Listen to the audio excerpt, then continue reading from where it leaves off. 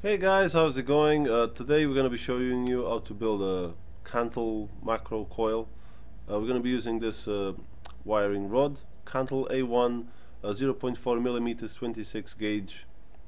That's what we're going to be using for this build. I'm going to be doing 8 wraps on the 2.5 millimeter section of the coiling rod. The first wrap I do, it's always to be unwind after, so don't really worry about the first wrap. I'm gonna leave the wire on the spool. There you go. Remember, first one, there's nothing to it, so this is the first one.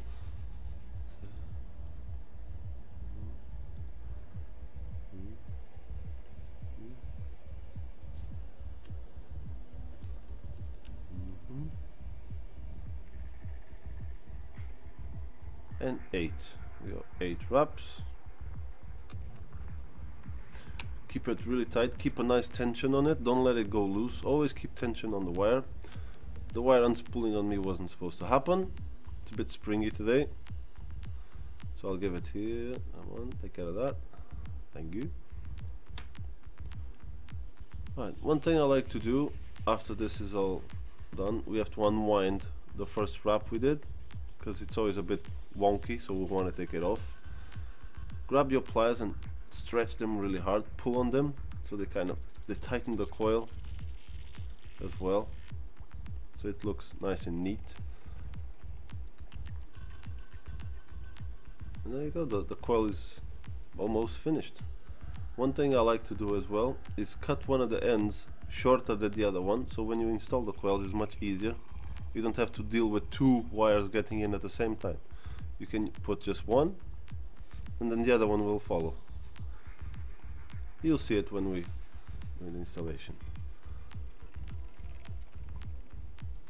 I normally use the ohm reader as a base. I have my turbo deck, the dripper. And here, see, you put one wire. I mean, if I open the screws up, that would work.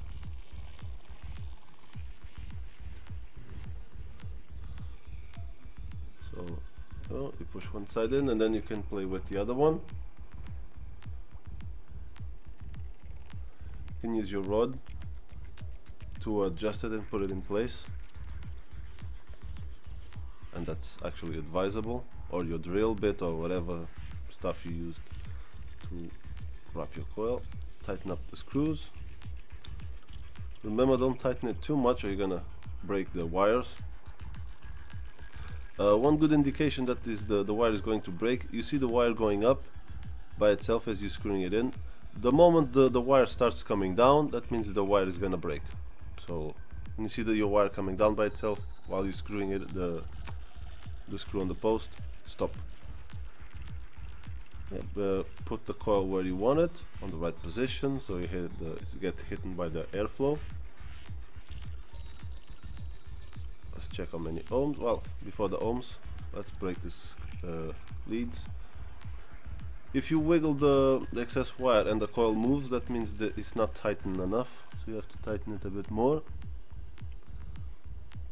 If you wiggle and the coil doesn't move, that's fine. See, that's one way to break them, to remove the excess, or you can use snippers or nail clippers or something that cuts like really close. There you go. Let's check how many ohms. 0.94. Almost 1 ohm. So if you had a dual coil of this, a dual build, all you have to do is to repeat the same process and you'll get half the resistance, so you'll get close to 0.5, 0.48 ohms. So that wouldn't be too bad. So what's left now is check the coil if it's good, if it's firing good or not. Just putting on the Snow Wolf.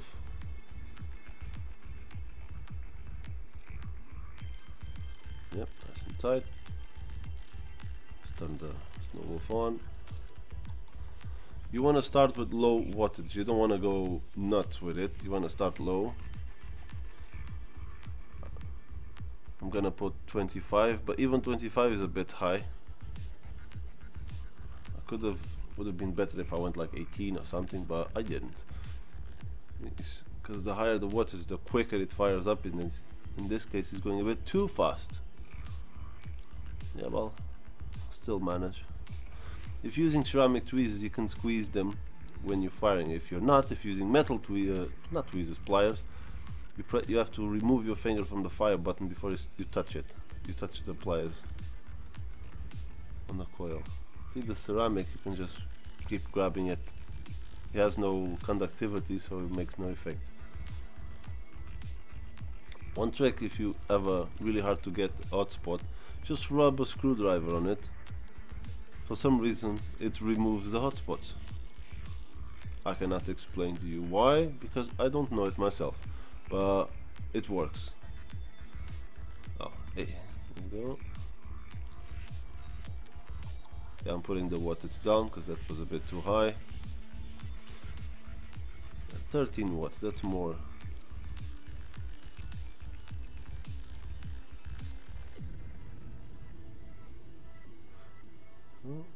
Now let's just put some cotton on it. I'll be using Kogen Japanese organic cotton. Let's cut a sheet. There's the scissors. There's the scissors. Come on. I'll cut like half a centimeter.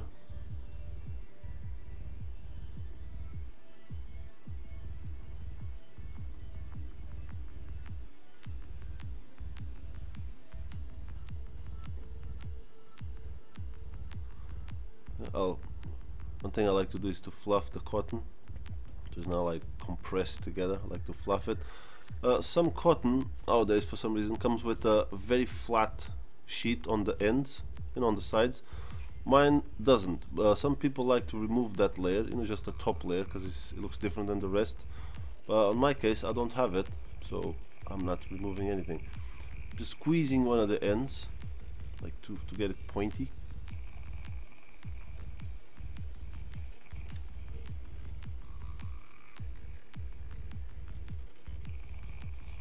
So in this case, if it's getting hard to go through the coil, like even twisting it at all, it means it's too much cotton. So don't try and pull it in. All you have to do is remove it and rip one of the layers off. Just take a thin layer off, so let's take it out. And just take one small layer of the cotton. Do the same process. Twist the end. Zoop. There you go.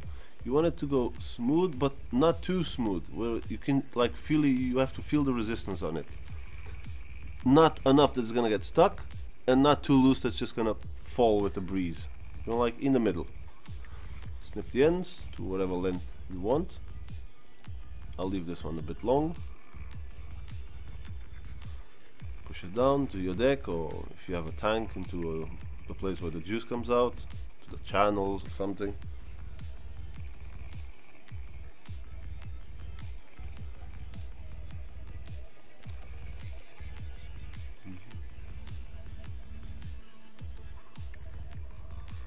Ideal for this normally is the micro flathead screwdriver.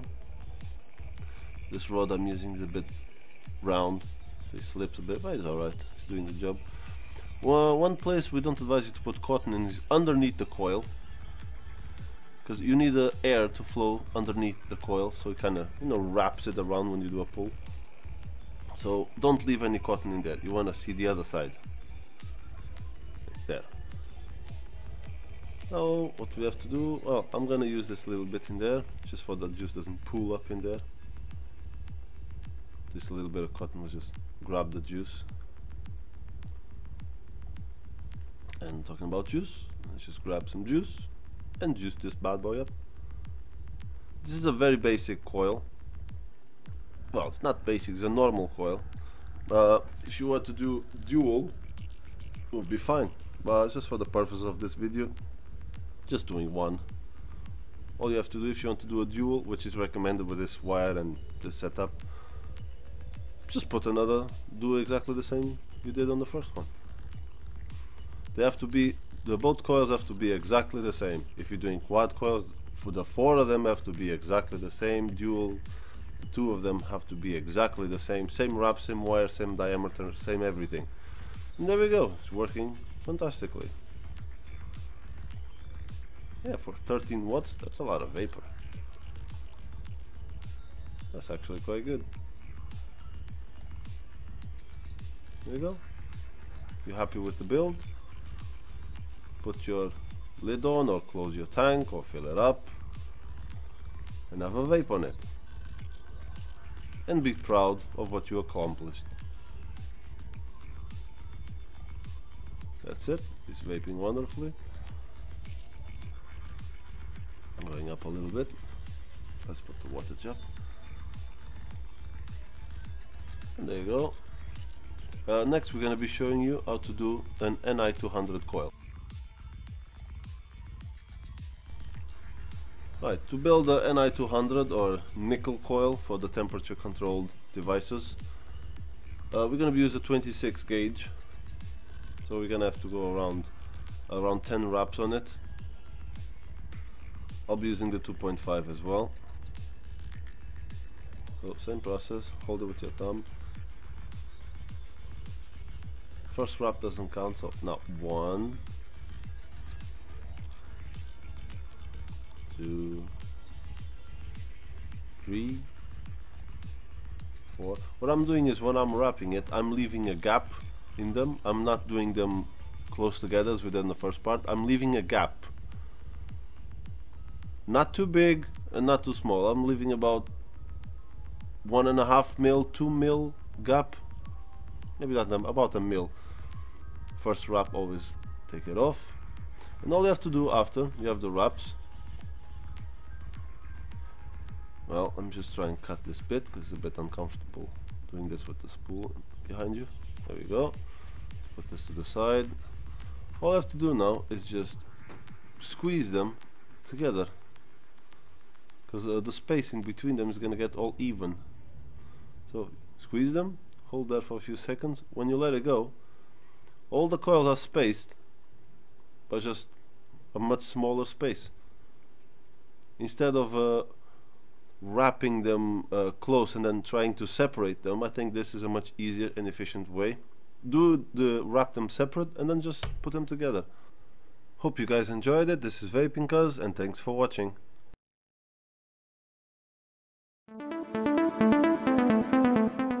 Selfie time, selfie time, selfie time. Ah!